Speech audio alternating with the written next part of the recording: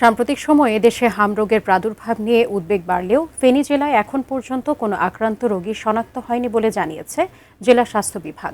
250 শয্যা ফেনী জেনারেল হাসপাতাল থেকে বিস্তারিত জানাতে যুক্ত হচ্ছেন প্রতিনিধি দিদারুল আলম। দিদারুল, আজকে হাসপাতালে কি অবস্থা দেখতে পাচ্ছেন, পাশাপাশি হাসপাতালে কি ধরনের ব্যবস্থা নেওয়া হয়েছে হাম রোগ প্রতিরোধে, আমাদেরকে বিস্তারিত জানাবেন।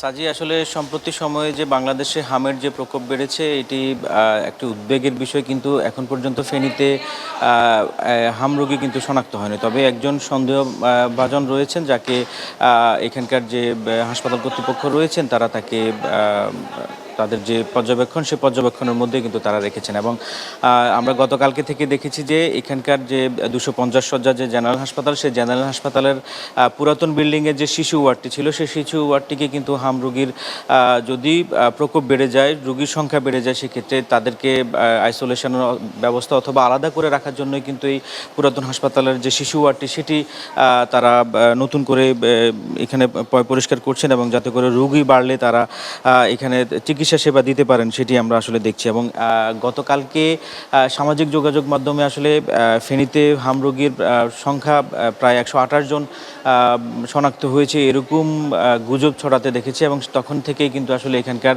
যিনি সিভিল সার্জন রয়েছেন তিনি সামাজিক যোগাযোগ মাধ্যমে আবার জানিয়েছেন যে আসলে ফেনীতে এখন পর্যন্ত কোনো হাম রোগীর শনাক্ত হয়নি, যেটি আমরা এখন পর্যন্ত জানতে পেরেছি। তবে এখানকার যে স্বাস্থ্য বিভাগ, সেই স্বাস্থ্য বিভাগ কিন্তু হাম রোগীর যদি প্রকোপ বাড়ে অথবা রোগীর সংখ্যা বেড়ে যায়, সেক্ষেত্রে আসলে এখানকার যে স্বাস্থ্য বিভাগ রয়েছেন তারা কিন্তু আসলে পুরোপুরিভাবে প্রস্তুত রয়েছেন, যাতে করে হাম রোগীর সংখ্যা বাড়লে তারা সেটিকে তারা নজর দিতে পারেন বলে আমরা জানতে পেরেছি। এবং এখন পর্যন্ত ফেনীর যে 250 শয্যা জেনারেল হাসপাতাল, এর পাশাপাশি উপজেলার যে সকল স্বাস্থ্য কমপ্লেক্সগুলো রয়েছে, সেখান থেকে পাওয়া তথ্য অনুযায়ী ফেনীতে এখন পর্যন্ত কোনো হাম রোগী শনাক্ত হয়নি। এবং এখানকার স্বাস্থ্য বিভাগ থেকে আরও জানানো হয়েছে যে যারা হামের যে টিকা যেটি গ্রহণ করেননি তাদের আসলে তালিকা প্রস্তুত করা হচ্ছে, এবং এপ্রিলের প্রথম সপ্তাহে যদি টিকা আসে তখন তাদেরকে সেই টিকার আওতায় আনা হবে বলে আমাদেরকে জানিয়েছেন। দিদারুল আলম, আপনাকে অসংখ্য ধন্যবাদ।